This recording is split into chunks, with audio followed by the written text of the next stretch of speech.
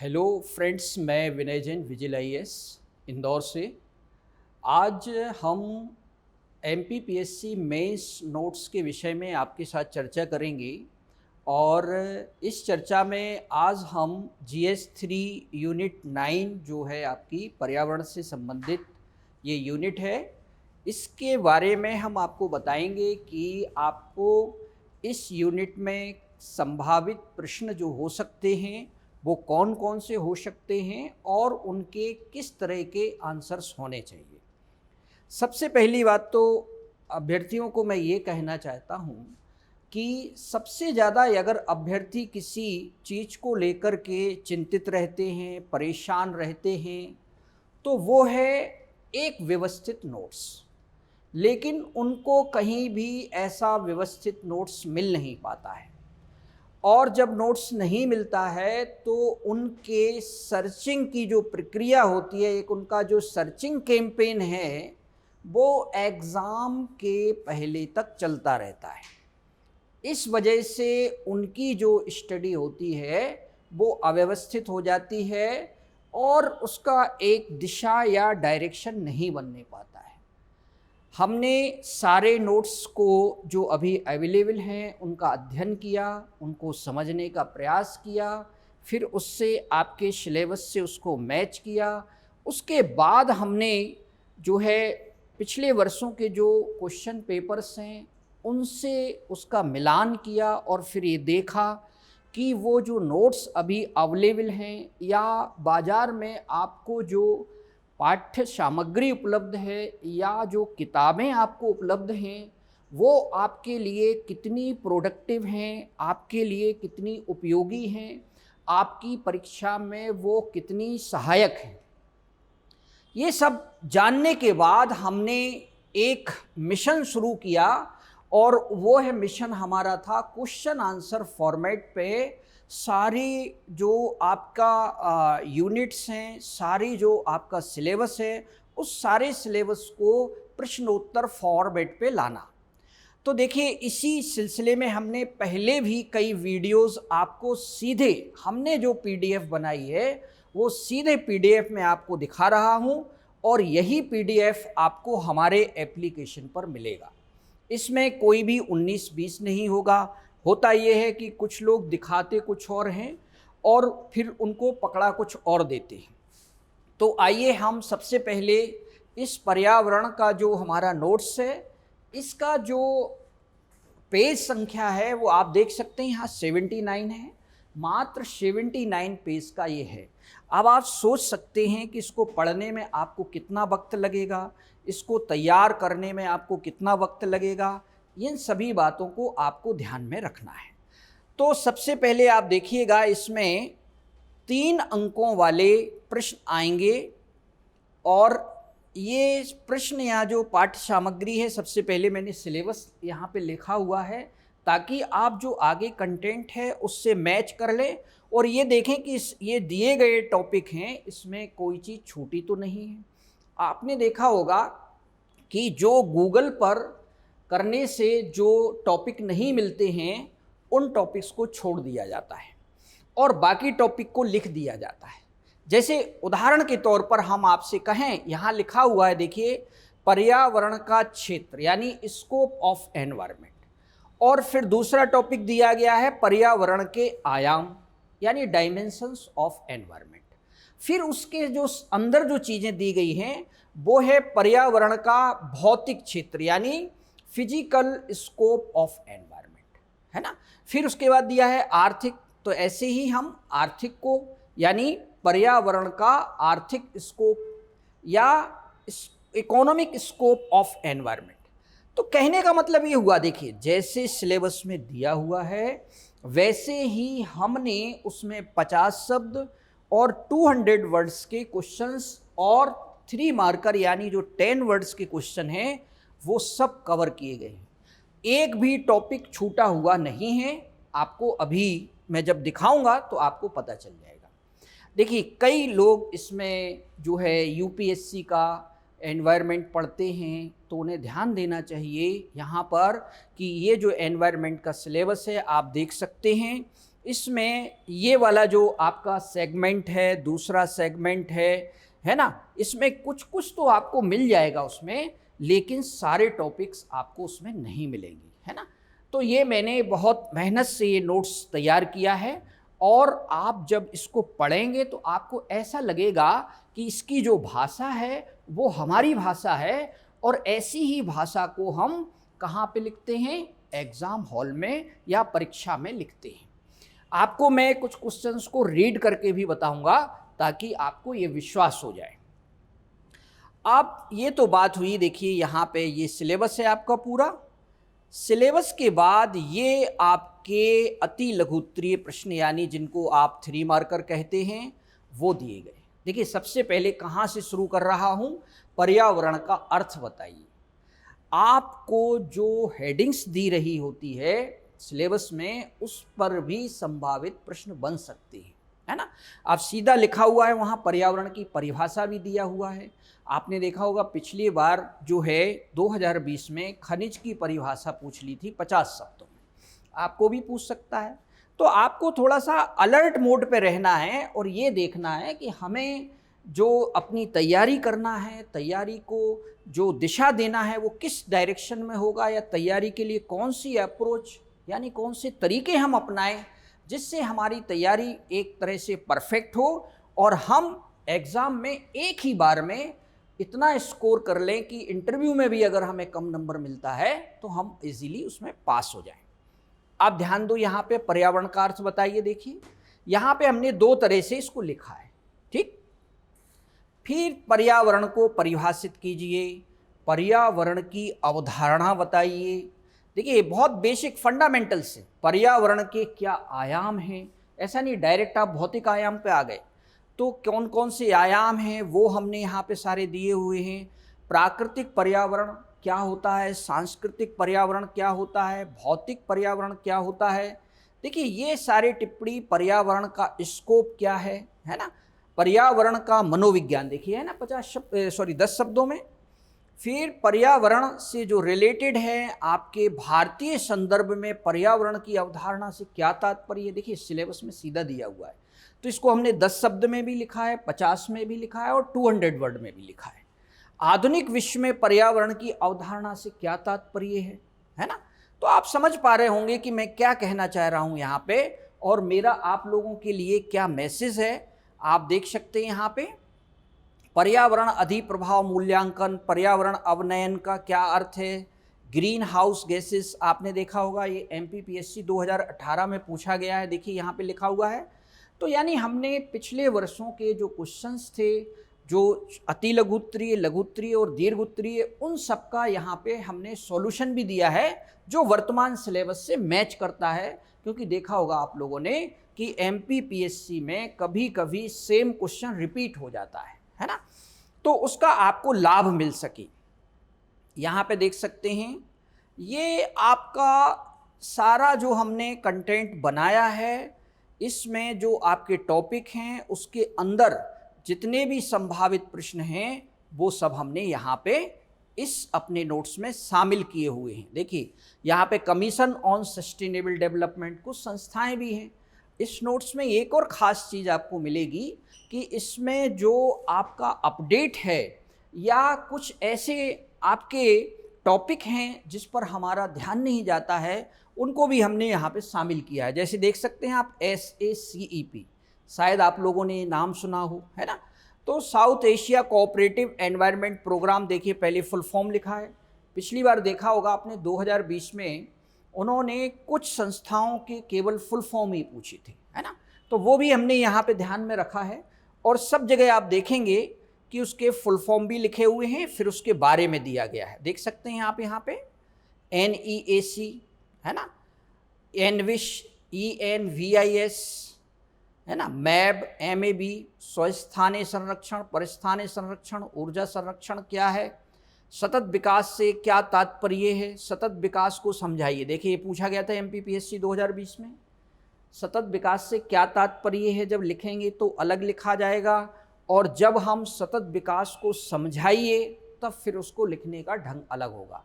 इसीलिए हमने दोनों तरह से उसको लिखा है। सतत विकास के स्तंभ कौन से हैं, ये देखिए आप यहाँ पे सतत विकास का महत्व बताइए, सतत विकास के उद्देश्य, सतत विकास के लक्ष्य, जो सस्टेनेबल डेवलपमेंट गोल्स हैं वो, NAPCC national action plan on climate change, पर्यावरण नैतिकता, पर्यावरण मूल्य, रेड डाटा, जैव संसाधन, जैव विविधता अधिनियम, राष्ट्रीय जैव विविधता प्राधिकरण, जैव विविधता विरासत स्थल। इस प्रकार से आप देख सकते हैं यहाँ पे कि ये जो आपके 3 मार्कर हैं, है ना, प्लास्टिक अपशिष्ट प्रबंधन नियम 2016, प्राकृतिक संसाधन लेखांकन यानी नेचुरल रिसोर्स अकाउंटिंग, इस तरह आप देखेंगे कि जितने भी जैव संरक्षण स्थल हैं उनको भी हमने यहाँ पे डिफाइन किया हुआ है, और ये सारी संधियाँ हैं, प्रोटोकॉल्स हैं, वो भी यहाँ पे लिखे हुए हैं। और अब पर्यावरण के प्रति जागरूकता, ये भी टॉपिक है, उससे क्या मतलब है। देखिए 3 मार्कर जो होते हैं वो केवल एक क्वेश्चन नहीं है, बल्कि वो आपका उस शब्द से परिचय भी है, साथ में उस सब्जेक्ट का आपको कम से कम उसकी अवधारणा या कॉन्सेप्ट को बनाने में बहुत मदद करता है ना। संख्या पिरामिड, पारिस्थितिक पिरामिड, रेडियोधर्मी प्रदूषण, ये सब देखिए यहाँ पे 16 पेज हो चुके हैं अभी तक।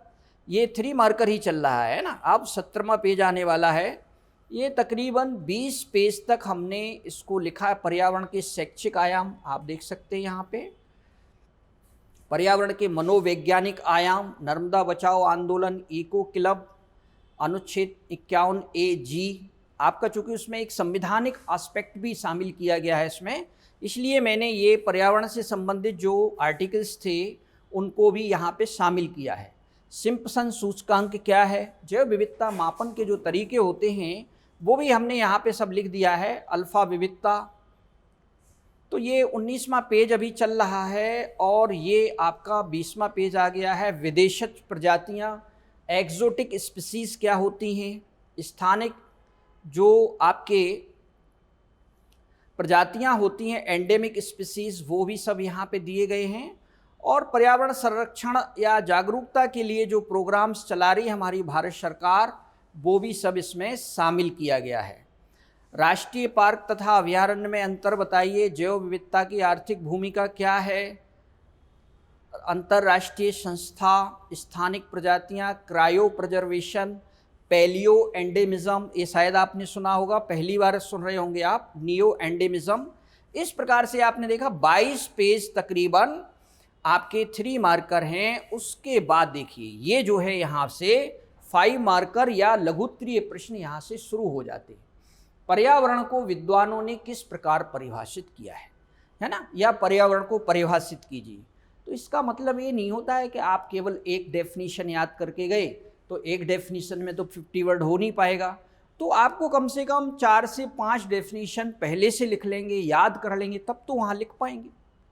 अब होता क्या है, अभ्यर्थियों की मैंने जो आदत देखी है वो ये है कि वो लोग जो है पहले से कोई चीज़ प्रिपेयर नहीं करते हैं, कोई चीज़ ऑर्गेनाइज नहीं करते हैं।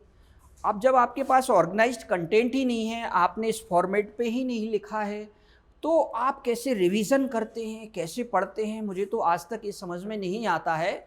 और अभ्यर्थी ज़्यादातर मैंने देखा है वो कहते हैं सर हमने सब, हमारे पास ये किताब है, वो किताब है, ऐसी किताबों के नाम बताएंगे जिससे क्वेश्चंस ही मैच नहीं कर रहे हैं। अरे भैया कम से कम पेपर उठा के तो एक बार उससे मैच तो कर लो कि उसमें कौन से क्वेश्चंस आ रहे हैं, कौन से क्वेश्चंस नहीं आ रहे हैं, है ना, तब तो आपका पढ़ाई लिखाई सार्थक होगा। अदरवाइज तो आप क्या कर रहे हैं ये तो आप ही जान सकते हैं। फिर आता है पर्यावरण प्रबंधन का दायरा क्या है। देखिए यहाँ पे ये हमारे 50 वर्ड है। पर्यावरण का दायरा फिर मैंने बताया, पर्यावरण संरक्षण के आयाम कौन कौन से हैं। देखिए इसमें उतना ही लिखा गया है जितना आपको एग्जाम में लिखना है। आपको ना कोई चीज़ को छांटना है, ना कोई आपको कुछ करना है, केवल आपको याद करना है। बस ऐसे समझ लीजिए आपकी थाली में हमने एक प्रकार से व्यंजन परस दिए हैं, स्वादिष्ट व्यंजन, बस आपको खाने की ज़रूरत है। अब खा ही नहीं पाओ तो आप इसमें मैं फिर क्या कर सकता हूँ। आधुनिक विश्व में पर्यावरण की अवधारणा को समझाइए। अभी तक ये कॉन्सेप्ट ही क्लियर नहीं है लोगों का कि उसमें हम लिखेंगे क्या। पर्यावरण की भारतीय संदर्भ में क्या अवधारणा है, देखिए पॉइंट वाइज लिखा हुआ है आपका 5 पॉइंट आपको बनाना है, बुलेट पॉइंट्स, और लिख देना है बस। भौतिक पर्यावरण का दायरा या क्षेत्र या इसको आप देख रहे हैं ना, सिलेबस टू सिलेबस चल रहा है पूरा कंटेंट। आप सिलेबस उठाइए और अभी उठाइए मैं तो कहता हूँ, और मिलान कर लीजिएगा, है ना। और ये भी देखिएगा क्या ऐसा कंटेंट किसी और ने बनाया है, क्या ऐसा कंटेंट आपको किसी किताब में लिखा हुआ मिल रहा है, क्या स्वयं आपने ऐसा कंटेंट तैयार किया है ना। ये सब देखिए विचार करने की बात है। अगर आप रियली पास होना चाहते हैं, रियली एक ही बार में आप इस एग्ज़ाम को क्रैक करना चाहते हैं, तो आप देखेंगे कि कंटेंट ही सब कुछ होता है। अगर आपको कंटेंट ही मिल गया तो आपका आधा तो सफलता तय हो जाती है, ये ध्यान रखिएगा, है ना। और दूसरी बात, आपने देखा होगा कोई भी कॉम्पिटिटिव एग्जाम की तैयारी करते हैं एस्पिरेंट्स, तो सबसे पहले वो क्या बनाते हैं, नोट्स बनाते हैं। चाहे यूपीएससी में देख लीजिए, एमपीपीएससी में देख लीजिए। लेकिन मैं यहाँ पे ये कहना चाहूँगा, कंपटीशन एग्ज़ाम का जैसा फॉर्मेट है, जैसा ट्रेंड है, वैसा ही कंटेंट बनाना चाहिए। अब ऐसा नहीं कि आपने यूपीएससी का पढ़ा और उसी से आप एमपीपीएससी को धकेलने का कोशिश कर रहे हैं, तो पॉसिबल नहीं है। क्यों? क्योंकि यहाँ पे 3 और 5 अंकों वाले प्रश्न पूछे जाते हैं। वहाँ पे आपने देखा 150 शब्दों वाले क्वेश्चन पूछे जाते हैं, 200 शब्दों वाले क्वेश्चन पूछे जाते हैं, यानी वहाँ डिस्क्रिप्टिव पैटर्न है। अंतर होगा कि नहीं भैया? अब देखो यहाँ पे ये 50 वर्ड्स के क्वेश्चंस यहाँ चल रहे हैं आपके। पर्यावरण के मनोवैज्ञानिक आयाम कौन से हैं, पॉइंट वाइज मैनर में लिखा हुआ है। देखिए, पर्यावरण के सांस्कृतिक आयाम, मानव गतिविधियों का पर्यावरण पर प्रभाव, पर्यावरण नैतिकता से क्या समझते हैं, पर्यावरण के मूल्य क्या हैं। इस प्रकार से आप देखेंगे कि 22 पेज के बाद ये अभी हमारा अति लघुत्तरीय प्रश्न चल रहे हैं, पर्यावरणीय मुद्दे और चुनौतियाँ क्या हैं। तो आपका अगर ऐसा लिखा रहेगा पहले से, तो आप वहाँ पे फटाफट जाकर के लिख देंगे पर्यावरण क्षरण के मुख्य कारण क्या हैं, पर्यावरण शिक्षा के घटक बताइए, पर्यावरण शिक्षा की अवधारणा क्या है, पर्यावरण शिक्षा के सिद्धांत क्या हैं, ठीक है, पर्यावरण शिक्षा के उद्देश्य क्या हैं। इस तरह से आप देखेंगे कि भारतीय परिदृश्य में पर्यावरण की अवधारणा क्या है, पारिस्थितिक तंत्र सेवाओं। देखिए अब यहाँ पे आप ये लिखा है क्वेश्चन, ये एमपीपीएससी 2020 में पूछा गया था, इसको हमने यहाँ पे लिखा है और आप देख सकते हैं किस तरह से लिखा है। फिर इसके बाद हम आते हैं कि ये जैसी 50 वर्ड्स अभी चल रहा है, रनिंग है आपका, 32 पेज आ गए हम लोग। हरित प्रौद्योगिकी पर्यावरण अनुकूलन प्रौद्योगिकी की अवधारणा को समझाइए, है ना। उदाहरण बताइए इसके, भारत में पर्यावरण अनुकूल प्रौद्योगिकी के लिए कौन सी चुनौतियां हैं, ऊर्जा संरक्षण अधिनियम क्या है। इस प्रकार से आप देखेंगे। देखिए यहाँ पे साथी जो है पोर्टल, उसको भी हमने लिखा है, यानी जो आपके संभावित जितने भी प्रश्न हो सकते हैं, पर्यावरण संरक्षण का जो नियामक ढांचा है भारत में, वो सब यहाँ पे देखिए लिखा हुआ है। पर्यावरण संरक्षण अधिनियम 1986 कई बार पूछा गया है एग्जाम्स में, आपको मालूम होगा। आर्द्र भूमि स्थल, उसके उदाहरण, रामसर संधि क्या है, मॉन्ट्रेक्स रिकॉर्ड किसे कहते हैं, ये शायद आप लोगों ने पहली बार सुना हो। राष्ट्रीय पर्यावरण नीति, राष्ट्रीय वन नीति 1988, है ना, की विशेषताएं बताइए। बाघ, राष्ट्रीय बाघ संरक्षण प्राधिकरण, तो इस प्रकार राष्ट्रीय वन्यजीव बोर्ड, वन्यजीव अपराध नियंत्रण अधिनियम, ये सब जो है आपका एक तरह से कॉन्स्टिट्यूशनल लीगल एस्पेक्ट है एनवायरनमेंट से रिलेटेड।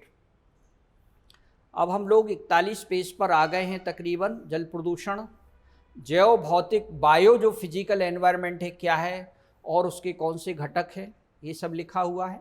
डिफ्यूज पॉल्यूशन क्या है, नगोया प्रोटोकॉल, जितने भी प्रोटोकॉल हैं वो सब लिखे हैं। जैव विविधता की अवधारणा बताइए। आप देख सकते हैं कितना व्यवस्थित कंटेंट है, अल्फा बीटा गामा डाइवर्सिटी, है ना, ये सब आपको 50 वर्ड में आ सकता है। जैव विविधता का मूल्यांकन कीजिए। आपने देखा होगा, देखिए एमपीपीएससी 2018 में पूछा गया था, जैव विविधता सूचकांक किसे कहते हैं, ये लिखा हुआ है यहाँ पे, आप देख सकते हैं स्पष्ट। तो ये आपका 50 वर्ड चल रहा है ना। संकटापन्न प्रजातियों से आप क्या समझते हैं, संकटापन्न प्रजातियों की वो प्रजातियां बताइए जो भारत में संकटापन्न है ना, उनके बारे में यहाँ पे दिया हुआ है ना। तो इस प्रकार से आपने देखा होगा, ये थोड़ा सा स्लाइडिंग कमज़ोर है इसकी। प्रजातियों की विलुप्तता के मुख्य कारण, ये बार बार पूछा जा रहा है, जीन बैंक पूछा गया है कई बार दूसरे एग्ज़ाम्स के अंदर। जैव संवेदी क्षेत्र क्या होते हैं, पर्यावरण विज्ञान का दायरा क्या है, पर्यावरण के अनुकूल प्रौद्योगिकी से आप क्या समझते हैं।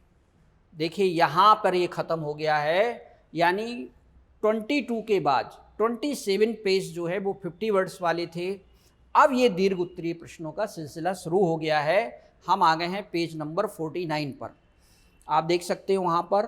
अब इसके बाद जो करीब इसमें 29-30 पेज जो है आपका दीर्घ उत्तरीय प्रश्नों का है। तो पर्यावरण के क्षेत्र और उसके उद्देश्यों पर प्रकाश डालिए। पर्यावरण के क्षेत्र का मतलब स्कोप, तो scope of environment and it's objective है ना, वो आपको यहाँ पे बताना है। ये देखिए लिखा हुआ है बिल्कुल एकदम व्यवस्थित। बस आपको कुछ नहीं करना है, केवल पढ़ना है, याद करना है और याद करके एग्ज़ाम में जाके वहाँ पे उतार देना है, आपका काम कंप्लीट। देख सकते हैं आप यहाँ पे। तो मेरा ये कहने का मतलब है, अभी हमने देखा है कि कुछ लोग जो प्रश्नोत्तरी नोट्स प्रोवाइड कर रहे हैं वो इस तरह से दे रहे हैं, कभी पहले यूनिट का कुछ दे दिया, कभी दूसरे यूनिट का कुछ दे दिया, कभी तीसरे यूनिट का कुछ दे दिया, और कोई भी मॉड्यूल या कोई भी यूनिट उनकी कंप्लीट नहीं है। हमारे 36 मॉड्यूल हैं और आप हमारे एप्लीकेशन पर देखेंगे हमने 29 आज की डेट में मैं बता रहा हूँ मॉड्यूल्स कंप्लीट कर दिए हैं और उसको हमने अपने एप्लीकेशन पर अपलोड कर दिया है। देखिए सबसे फ्रेंडली डिवाइस अगर कोई है आज की डेट में तो वो आपका मोबाइल है। आप कहीं भी बैठे हैं, कहीं आप सफ़र कर रहे हैं, आप कहीं जा रहे हैं, आपके पास लाइब्रेरी में है, मोबाइल हमेशा रहता है। और ये इतना अच्छा एप्लीकेशन है, इसका इंटरफेस इतना अच्छा है, जैसा आप इसमें देख रहे हैं आपको सेम उसमें भी वैसा ही दिखाई देगा। तो हम आप सभी अभ्यर्थियों से पुनः अनुरोध करते हैं कि वो vigil IAS application Google play store में जाइएगा, उसको आज ही डाउनलोड कीजिएगा और उसमें हमारे इस तरह के वीडियोस पहले से डले हुए हैं, उनको आप एक बार देखिएगा। और दूसरे जो नोट्स अवेलेबल हैं आपके अभी बाज़ार में या तमाम संस्थानों में, उनसे इसकी एक बार तुलना अवश्य कीजिएगा, है ना। तो आपको पता चल जाएगा कि कौन सी चीज़ आपके लिए उपयोगी है। मैं आपको फिर कहता हूँ, आपको सबसे अधिक इस बात का ध्यान रखना है कि हमें वो कंटेंट मिल रहा है कि नहीं जो हमें परीक्षा में पास करा सके, ख़त्म बात। और ऐसे कंटेंट की दो विशेषताएं है ना। पहली विशेषता है कि उसमें संपूर्ण सिलेबस का कवरेज होना चाहिए, और दूसरी विशेषता है जो आपकी परीक्षा की मांग है 3, 5, 11 मार्कर्स स्ट्रक्चर्ड फॉर्म में नोट्स होना चाहिए। क्या ये कहीं पर हैं? और नहीं हैं तो फिर आपको सोचने की ज़्यादा ज़रूरत नहीं है। इन्हीं शब्दों के साथ मैं अपनी बात को यहाँ समाप्त कर रहा हूँ। बहुत बहुत धन्यवाद।